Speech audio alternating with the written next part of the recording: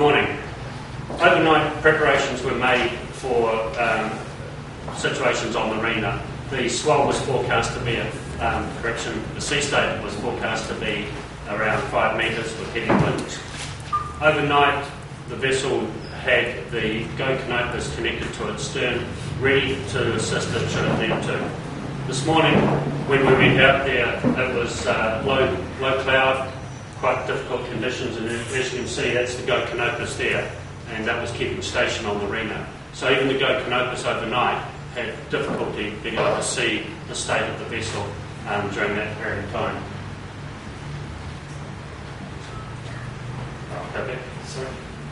So you'll see that there should be another slide in here which shows shows the Rena. The Rena, no damage occurred to the Rena, that was visible. So when we went out this morning, we conducted an inspection flight. There was no visible damage to the Rena, and no containers were identified as having fallen off the vessel. So this was a good situation. The vessel looked and appeared to be in a similar state to when it was left before the storm. So over the next coming days, the salvers are back on. There are 9 salvers currently on board the vessel. The first task to that salvage team was to actually inspect the vessel to make sure that there was no further damage to it, and to make sure that the place was a safe area to work.